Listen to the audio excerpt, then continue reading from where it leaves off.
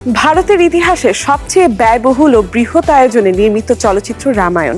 নিতেশ তিওয়ারি পরিচালিত এবং নমিত মালহোত্রা প্রযোজিত হিন্দু ধর্মের এই পৌরাণিক মহাকাব্য ভিত্তিক সিনেমাটি 2 পর্বে মুক্তি পাবে।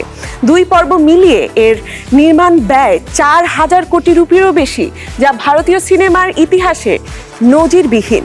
সম্প্রতি প্রকাশিত হয়েছে রামায়ণ পার্ট 1-এর প্রথম ট্রেলার। প্রকাশের পর থেকেই দর্শক ও ভক্তদের মধ্যে ব্যাপক সাড়া ফেলেছে ট্রেলারটি। দীর্ঘ প্রতীক্ষার অবসান ঘটিয়ে 30 জুলাই বিশ্বব্যাপী প্রকাশ পেয়েছে নিতেশ তিওয়ারি পরিচালিত বহুল প্রতীক্ষিত চলচ্চিত্র রামায়ণ পার্ট 1-এর ট্রেলার। 4 মিনিট 10 সেকেন্ডের ট্রেলারে রাম চরিত্রে রণবীর কাপুর, রাবণ চরিত্রে ইয়াশ এবং সীতার ভূমিকায় সাই পল্লবীর উপস্থিতি দর্শকদের নজর কাড়লেও হনুমান চরিত্রে সানি দেওলের অনুপস্থিতি নিয়ে উঠেছে নানান প্রশ্ন। ফলে ট্রেলারটি নানা আলোচনা সমালোচনা জড়িয়ে সামাজিক যোগাযোগ মাধ্যমে ঝড় তুলেছে।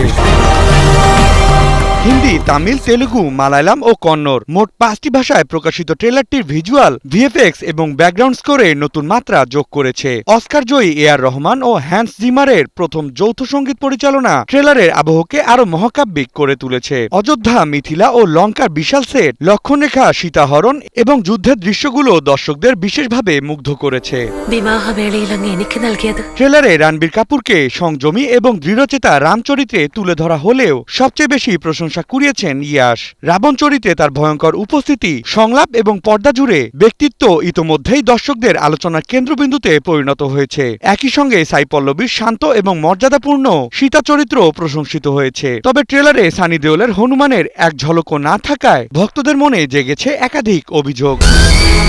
গণমাধ্যমের তথ্য মতে 2 পর্বে নির্মিত এই মেগা প্রজেক্টকে ভারতের ইতিহাসের অন্যতম ব্যয়বহুল চলচ্চিত্র বলা হচ্ছে। প্রায় 500 মিলিয়ন মার্কিন ডলার বাজেটে নির্মিত ছবিটির প্রথম পর্ব 2026 সালের দীপাবলিতে এবং দ্বিতীয় পর্ব 2027 সালে দীপাবলিতে মুক্তি পাওয়ার কথা রয়েছে। ফলে ট্রেলার প্রকাশের পর থেকেই স্পষ্ট, মুক্তির আগেই দর্শকদের প্রত্যাশার পারদ অনেকটাই উঁচুতে উঠে গেছে।